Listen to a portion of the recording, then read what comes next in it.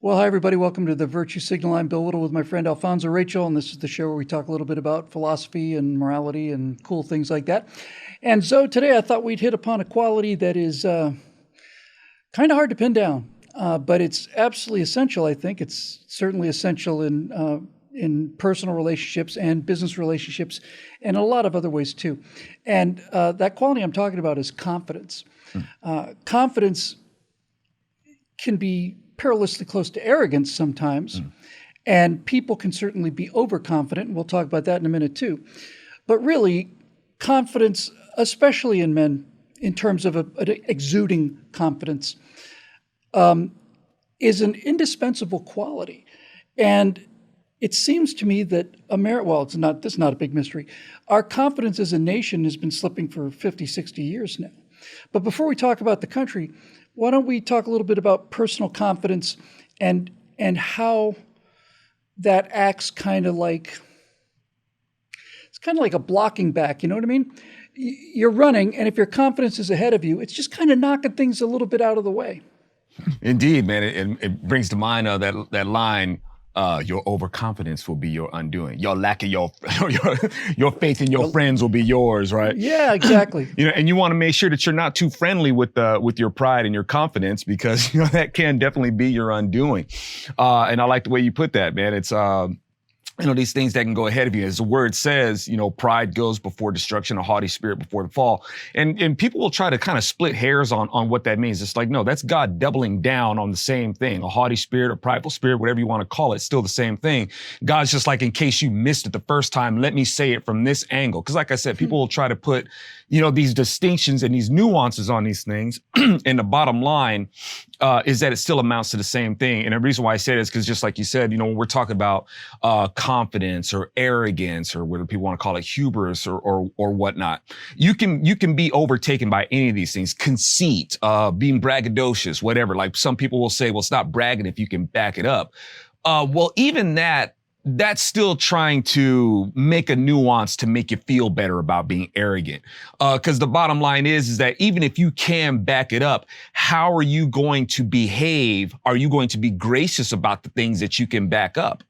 Can you still be victorious and still be gracious about it? Can you still have that humility despite being gracious? It's like, sure, you can speak of the things that you're capable of doing, but are you doing it in a way that postures yourself as somebody who's just, look, I'm superior to you, deal with it, or anything like that. And we do have a culture that, that is kind of given over to this idea that you do have to like live out loud, and you gotta represent, and you've gotta, put on these airs about the things that you have. And we don't like these qualities in other people, but we find them to be okay with ourselves. And the things that people don't really like about other people is prideful behavior. But we're always taught that we need to be proud. School pride, black pride, gay pride, whatever kind of pride, white pride, brown pride, national pride. It's like pride all the time. And the more we keep talking about this pride, the more we can't stand each other.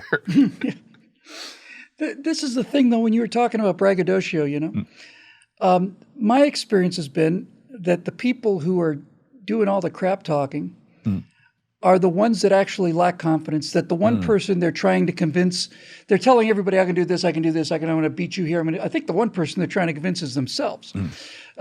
People who are genuinely confident in the purest sense of the word, that brings a kind of humility and a kind of calmness and quietness with it. Because if you are genuinely confident that you can do whatever this particular task is, you don't have to pump yourself up. You don't have to try to psych out other people. You just know. I've probably done 200 speaking events, I guess. And for some reason, maybe because I was, narrating planetarium shows when I was 14, but I've never had a problem with the public speaking in terms of being in front of an audience. On some weird level, I'm actually more comfortable out there. Many shy people are like that, believe it or not. But I do remember a couple of occasions where I was backstage and I was, they're just people just filing in, they're getting ready to go. And I was just bone tired. I was just so tired. I was just sitting there with my eyes closed, trying not to sleep. And I had this awful sense of, man, you're going to get out there and you're just going to tank. You know, you don't really have any idea what you got the basics. You got 4 lines on what you're going to say for the next hour, and you're going to just go out there and you're just going to die. And this other voice in my head said, no, you're not. You'll once the adrenaline kicks in and you get outside that curtain, you'll do what you always do, and you'll be good. And that's all I had to do in terms of worrying about that. And sure enough, that's what actually happened. And this is the kind of confidence that I'm talking about, this kind of attractive confidence. One of the most impressive and important commercials I've ever seen was a Michael Jordan commercial, where he basically, I talk about this quite a bit, where he basically lists all of the things that he failed at, right? It's something like, I played 4,000 games and I lost the game on the final, the final shot, lost the game 672 times. I missed this many, I screwed up this many championship games, just because every single list of failures that he's ever had, he says, I've failed and failed and failed and failed, and that's why I succeed. And that ability to be not to be able to learn from your mistakes, but not obsess about them, and not wallow in them, and just simply use them to strengthen your foundation. I always found that people who are the most confident are the ones who are most willing, like the case of that Michael Jordan thing, to talk about their failures. I don't think Michael Jordan has to worry too much about impressing people as to whether he's a good basketball player or not. I think Michael Jordan, and a lot of other people too, think he's a pretty good basketball player. And that quality to confidence, that kind of calmness, is the thing I admire most about it. I'm reminded of that Superman scene in the original Superman with Christopher Reeves, where young Clark Kent is, or take Clark Kent, he's just in the office and everybody's making fun of him, and he doesn't care because he knows what he can do. Absolutely, man. And for me, like with confidence, a lesson that I keep, because I don't think of myself, I'm not a confident speaker. I like when I get asked to do like speaking engagements, I actually almost get irritated. I'm like, no, because I don't like to do public speaking. Even this, like when you asked me to do this, I was like, oh man, I don't know, but I was immediately abroad, because that's my instinct. I do this so much, and this time it's like, you know what, let me go ahead and do this, man, because if I don't do this, then I haven't been studying like I'm supposed to. And Moses himself went through the same thing, and it irritated God. Moses is like, man, I'm not an eloquent speaker. I'm not this. And God's like, fine, I'll get your brother to do it, okay? But Moses, he had a complex about the way that he talked. He didn't feel himself as eloquent. The word says that, he says that he wasn't fast of speech. Like he didn't call to mind things that he could say. Some people say that he had a stuttering problem or something. He's like, no, he wasn't an eloquent speaker, meaning like he couldn't call to mind the things that he would want to say. The feeling like, when you have a debate or something like that and you go away, you're like, man, I wish I would have said that. And I wish I would have responded like this. Moses kind of like went through a problem like that. And, some people think that it's because he wasn't fluent in a certain. No, he was raised, in Egypt. He could speak Egyptian quite eloquently, and he was able to speak Hebrew quite eloquently because he still had a passion for his people. So God knew who he was talking to, because he was going to send him before Pharaoh, and send him before Pharaoh with all the confidence that was necessary. Matter of fact, God said, I will make you God before Pharaoh. So Moses wasn't really going to have a problem. So, that being said, I go back to that and I'm like, wow, man, okay. If people seem to have this confidence, like say for, you, for instance, the cerebral, Bill Whittle, if he's going to contact me and say, hey man, let's do some work together. I'm like, are you serious? Like you want to have me talk to your folks? It's like, okay. We have very, very, very low standards of celebrity in the conservative field. Thank you for clearing that up, man. Now it makes sense. Speaking about myself, it's like, the amazing, whatever. But for real though, it's like, so okay, if a person of this stature in the conservative movement, a voice that a lot of people respect, are going to say, hey man, let's do some work together. It's like, okay, man, either you're crazy or you see something in my work that you want to share with your audience. So, let's make it happen. And all that to say, yeah, there's these, one has to be, confident, that balance of, confidence, humility, knowing what it is that you have a passion to do, and your ability to be able to do it, because people have a passion to do things, but they may not actually have the ability to really do it. You know what I'm saying? So it's that ability to be honest with yourself. And pride will get in the way of a person being honest with themselves. Examine like, okay, who is it that thinks that I may have the goods to do this? Who am I resonating with and things like that? Who are appreciating what it is that I'm trying to do? When I do these things, if I'm failing at it, and I think people have probably seen more of my failures than they've seen more of my successes. But the thing is, do you learn from them? Do you let your, because pride can even let your failures make you quit. You got too much pride to keep on going. You won't take the shot because of your reputation. Yes. And, so things like that can get in the way. So once again, it's just that balance. For me, it's a prayer for balance of like, say, hey, Lord, help me balance this out so I can do, the right thing. Right. Well, the reason I asked you to do it was because I had a lot of confidence in you. I'm glad you mentioned hardship because the whole purpose really of this show is to deal with these kind of, try and isolate, kind of refine the definition of these things. So there's a difference between confidence and perseverance in terms of facing failures, but perseverance seems like it has to be based on some kind of confidence. In other words, there's a great story. I don't know how. It's certainly part of it's true. I don't know the numbers, but I'll just off the top of my head. When Sylvester Stallone wrote Rocky, he wrote a great screenplay, and people knew it right away. And he was living on cans of generic tuna, and a lot of people offered to buy that screenplay off of him, and he refused. And he needed the money real bad, and they wanted to put Robert Redford in that movie. So it's not like they were just going to make they wanted to make Rocky into an A-list movie with Robert Redford, and Stallone said no. And he said no a bunch of times, and a lot of offers that other people would have dropped for disappeared because he said, I want to be the star of this movie. I need to be the star of this movie. He kept saying no, no, no, no, no. And these failures, he must have constantly just been thinking, God, what am I out of my mind? But he knew, on some level, he knew that he wrote that screenplay for something that was so deep inside of him. And if that screenplay came out as well as it did, and it's a brilliant screenplay, then he knew that he would be able to deliver the goods if he got the chance, and that confidence took him through all of these failures and heartbreaks. And listen, man, there's a lot of heartbreaks out there, and not getting a script sold is one of them that I've experienced.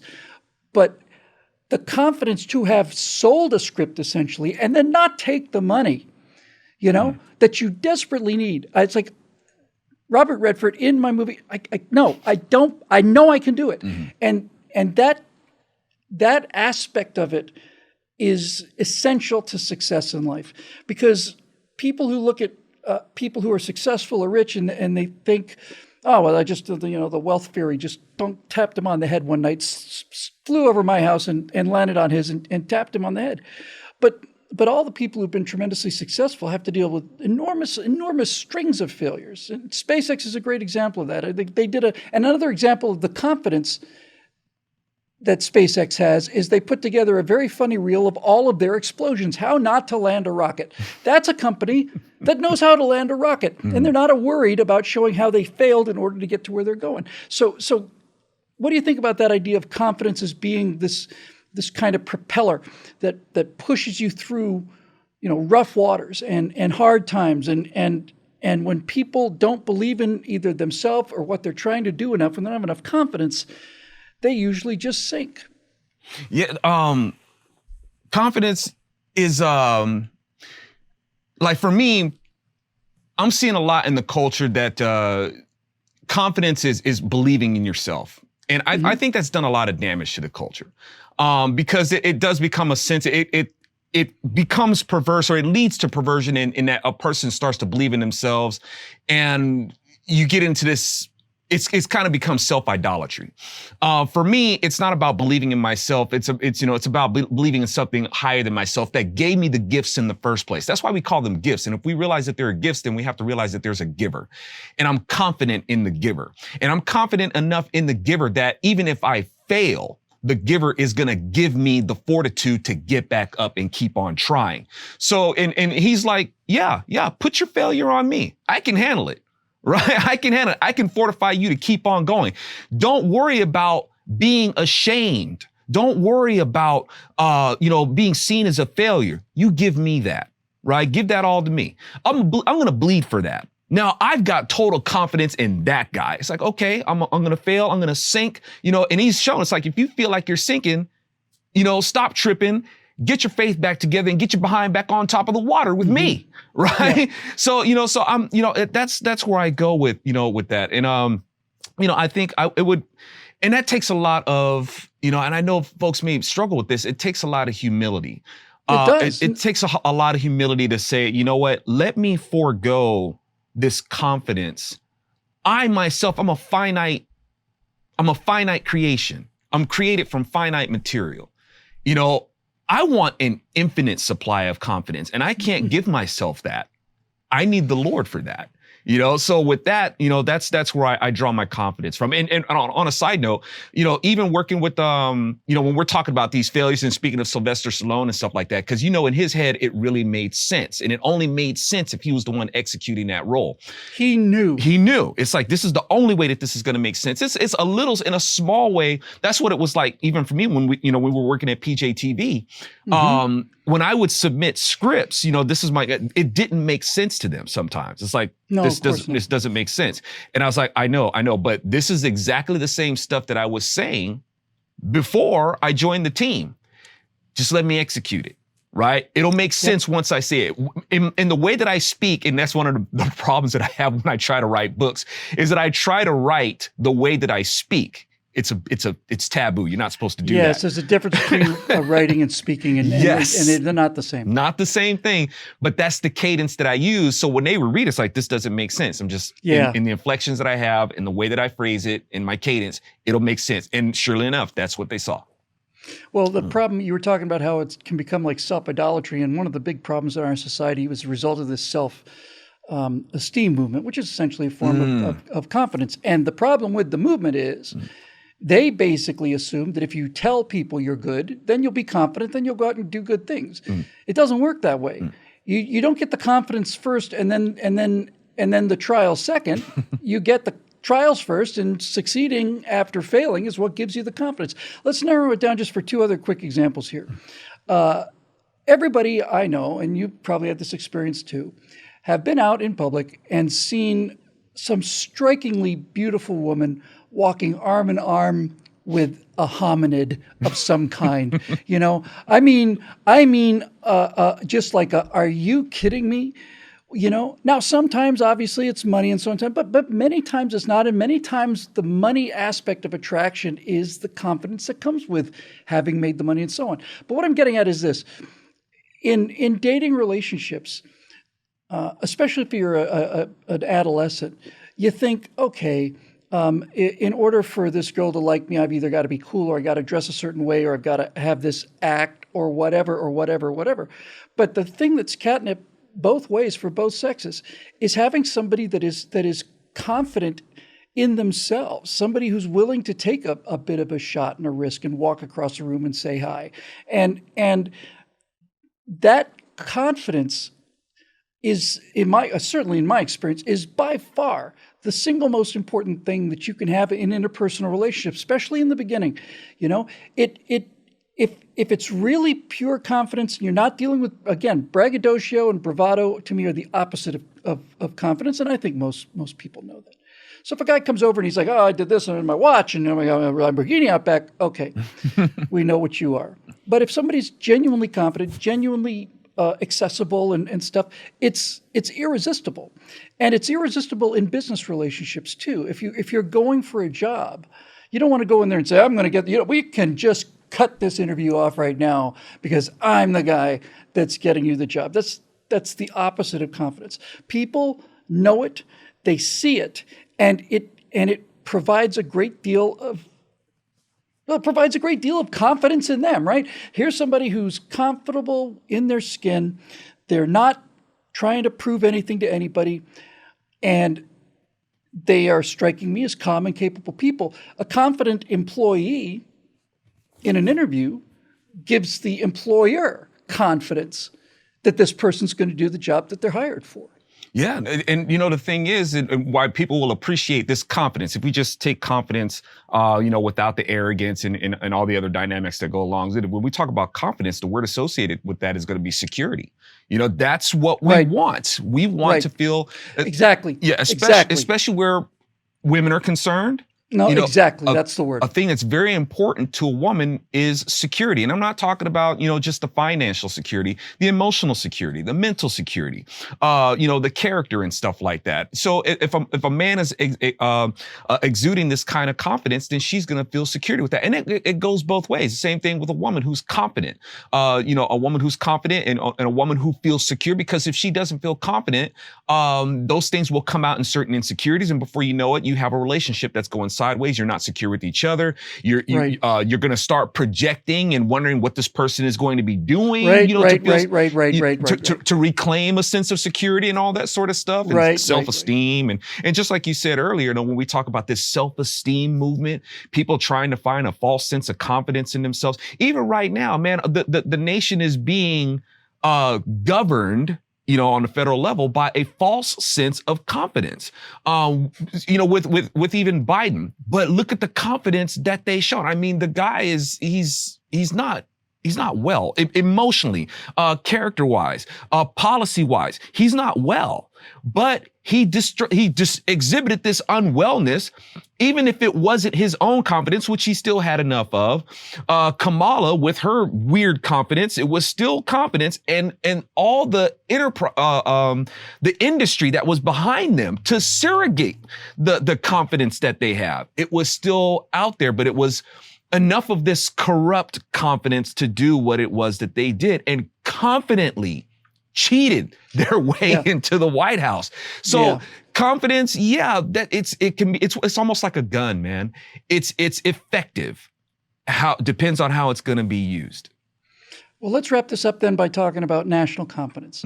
When I grew up as a boy, I was born in '59, so I grew up in the '60s and the '70s, and America was the unquestioned technological leader of the world, and we certainly were a confident nation. We decided we were going to go to the moon, and so we did.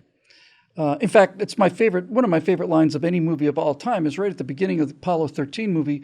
Tom Hanks is sitting there out back after the party where Neil Armstrong landed on the moon, and he puts his thumb up and blocks out the moon, and he says something to the effect of, we decided we were going to go to the moon, and he says something like, it wasn't really that difficult. We just decided to do it.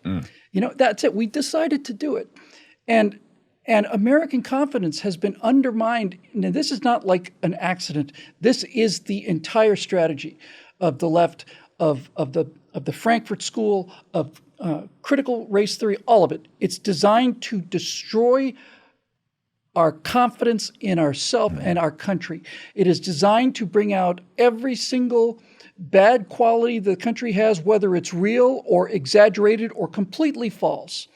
And it's designed to continually hammer us with this idea that we live in this horrible place. And it's designed to, and is successful with, half the country anyway, it's designed to make you feel ashamed of something that you should be proud of. Because if you're ashamed, you generally don't fight back. If you don't believe that the country you belong to is worth fighting for, then you won't fight for it. And this is the strategy of these cowards. They're afraid of a paring knife. They're not coming at us with guns.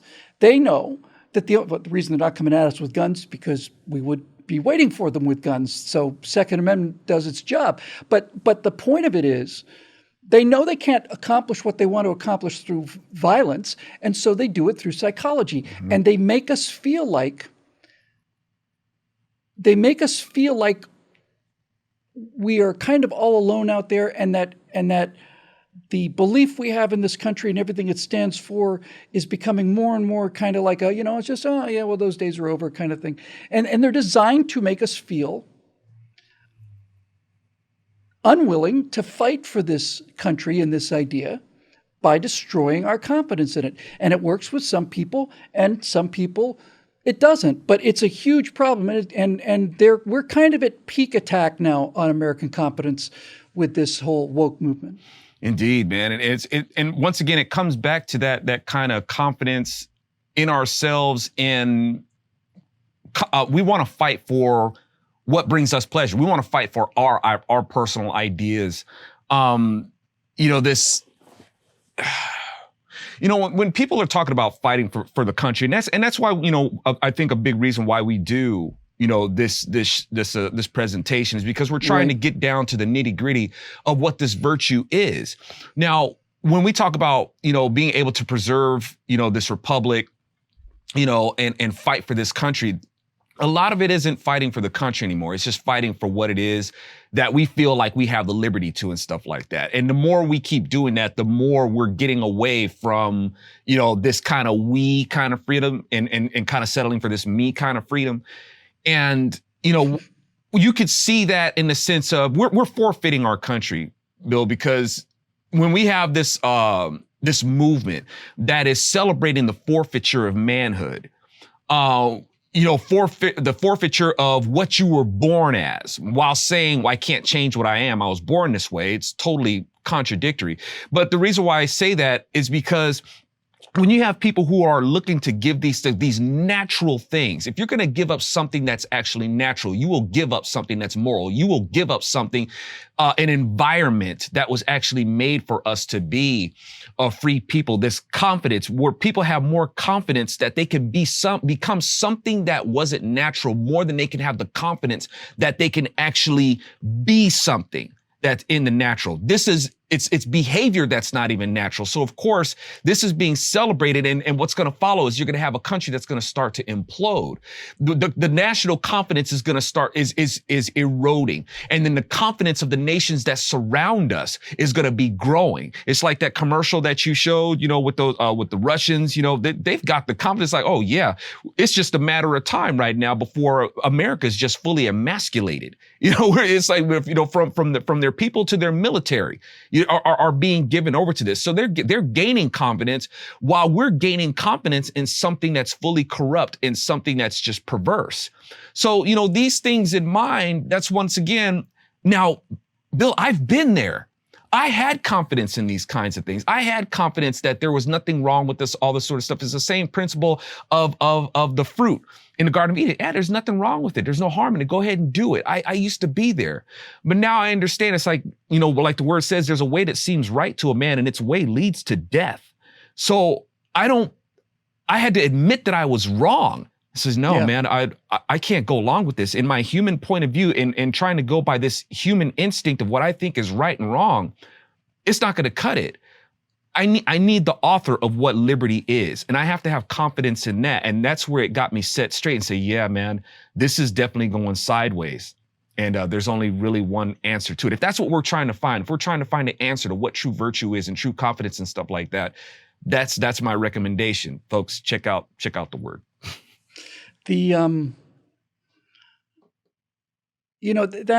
That's really exactly it. I've been saying quite a bit recently that 10 years ago, I was really worried about what's coming 10 years from now. And here we are, and it's a mess. And now I feel like 10 years from now, we're going to be in much better shape. It's going to get worse before it gets better, but I think we're going to be in better shape. I have confidence that it will. And the reason I have confidence that it will is because I am seeing these people doing their full court press, and they're not succeeding. They're succeeding in a number of ways in terms of corruption of the government and the reduction of freedoms and all. I'm not Pollyanna about this. It's a catastrophe. But what they're not succeeding in doing is destroying people's biology. They are doing their level best to do it. But ultimately, even the completely emasculated young men who've been just indoctrinated for their entire lives, they're 20 years old, they still basically can't wait to go home so they can close the door and then fire up Call of Duty, and then they get to shoot, Japs and jump out of airplanes on the Krauts and blow up ammunition dumps and shoot guns and drive fast. You can't beat the biology out of people. And that's something should give all of us confidence, I think. This show is made possible by the members at BillWhittle.com, especially the new members we had for our drive back in membership drive back in the winter. We got another one coming up that Zoe and I are going to be involved with, and it's going to be really, really cool. And we'll show you that pretty quickly, I think. Until then, for my friend Alfonso Rachel, I'm Bill Whittle. We'll see you next time here right on the Virtue Signal.